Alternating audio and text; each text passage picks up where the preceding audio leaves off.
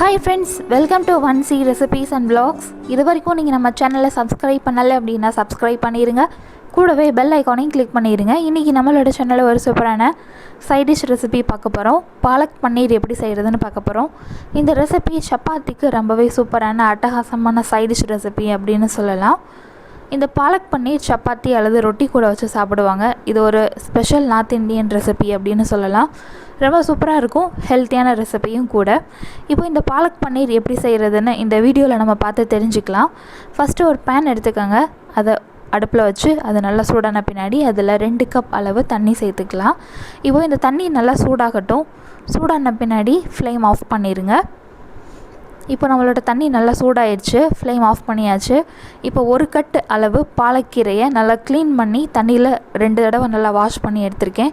இப்போ அந்த கீரையை அந்த சுடு தண்ணியில் ஒரு 5 நிமிஷம் போட்டு வச்சுருக்கணும்.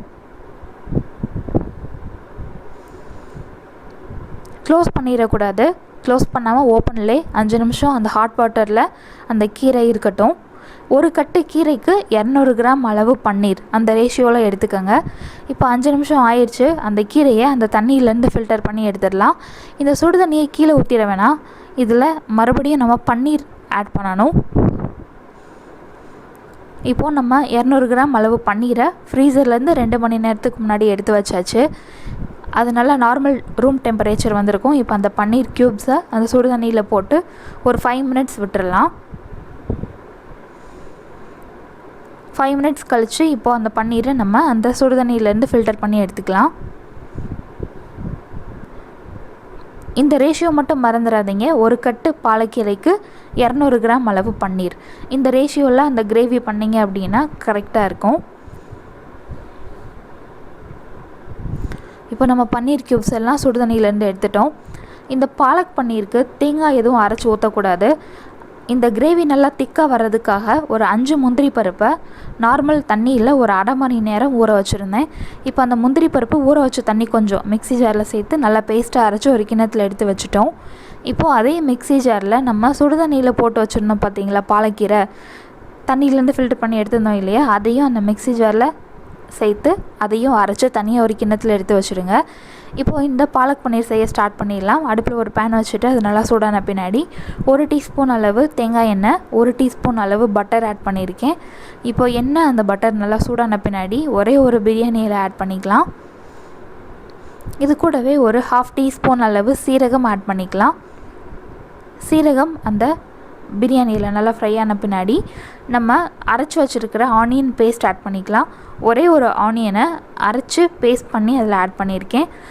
ஆனியன் பேஸ்ட் போட்ட உடனே ரொம்ப தெரிக்கும், அதனால் போட்ட உடனே டக்குன்னு விலகி வந்துடுங்க. அடுத்து நம்ம ஒரே ஒரு தக்காளியை அரைச்ச பேஸ்ட் அதுவும் ஆட் பண்ணி நல்லா மிக்ஸ் பண்ணிட்டோம். லைட்டாக கொதி வர ஸ்டார்ட் ஆகும். அந்த ஸ்டேஜில் மசாலா பவுடர்லாம் ஆட் பண்ணணும். காரத்துக்கு ஏற்ற மாதிரி மிளகாய்த்தூள் ஆட் பண்ணிக்கோங்க. 1 டீஸ்பூன் அளவு மிளகாய்த்தூள், 1 டீஸ்பூன் அளவு கரம் மசாலா ஆட் பண்ணியிருக்கேன். அடுத்து சீரகத்தூள் 1 டீஸ்பூன் அளவு ஆட் பண்ணணும். இவ்வளோ தான் மசாலா பவுடர். இப்போ இந்த மசாலா எல்லாத்தையும் கட்டி இல்லாமல் அந்த வெங்காயம் தக்காளி பேஸ்ட்டு கூட நல்லா மிக்ஸ் பண்ணி விட்டுருங்க. இப்போ அந்த வெங்காயம் தக்காளி மசாலா எல்லாம் சேர்த்து நல்லா கொதிக்குது. இந்த டைமில் நம்ம பாலக்கீரையை அரைச்ச பேஸ்ட்டும் கொஞ்சமாக ஒரு 1/2 கப் அளவு தண்ணியும் சேர்த்துக்கலாம். சேர்த்துட்டு நல்லா மிக்ஸ் பண்ணி விடுங்க. கீரை சேர்த்த உடனே அந்த கிரேவி நல்லா க்ரீன் கலரில் மாறிடும். அடுத்து இந்த கிரேவிக்கு தேவையான அளவு உப்பு சேர்த்துக்கலாம். உப்பு சேர்த்துட்டு மறுபடியும் நல்லா மிக்ஸ் பண்ணி விடுங்க. இந்த டைமில் நம்ம சுடுதண்ணியில் போட்டு எடுத்து வச்சுருந்த பன்னீர் க்யூப்ஸ் அதில் ஆட் பண்ணிக்கலாம். நம்மளோட கிரேவி நல்லா கொதிச்சிட்ருக்கு.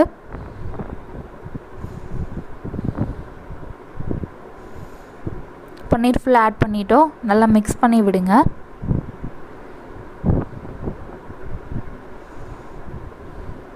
இந்த டைமில் நம்ம கேஷ்யூ பேஸ்ட் ஆட் பண்ணிக்கலாம். 5 முந்திரி பருப்பு கொஞ்சமாக தண்ணி சேர்த்து அரைச்ச ஒரு பேஸ்ட் இருந்தது பார்த்தீங்களா, அதை தான் இப்போ ஆட் பண்ணியிருக்கோம். ஆட் பண்ணிவிட்டு கொஞ்சம் நேரம் கொதிக்க விடுங்க. அந்த கிரேவி நல்லா திக்காக மாறும். அந்த ஸ்டேஜ் வரவும் ஃப்ளேம் ஆஃப் பண்ணிடலாம். இப்போ பாருங்கள், நம்மளோட கிரேவி நல்லா திக்காகிட்டு வந்திருக்கு. இந்த டைமில் நம்ம ஃப்ளேம் ஆஃப் பண்ணிடலாம். நம்மளோட சுவையான பாலக் பன்னீர் சூப்பராக ரெடி ஆயிடுச்சு. இந்த ரெசிபி நீங்களும் ட்ரை பண்ணி பாருங்கள். சப்பாத்தி ரொட்டிக்கு ரொம்பவே சூப்பராக இருக்கும். இந்த வீடியோ உங்களுக்கு பிடிச்சிருந்தது அப்படின்னா இந்த வீடியோக்கு ஒரு லைக் கொடுங்க, எல்லாத்துக்கும் ஷேர் பண்ணுங்கள். மறக்காமல் நம்ம சேனலை சப்ஸ்கிரைப் பண்ணுங்கள். இதே மாதிரி ஒரு சூப்பரான வீடியோவில் நெக்ஸ்ட் நம்ம மீட் பண்ணலாம். Thank you so much for watching.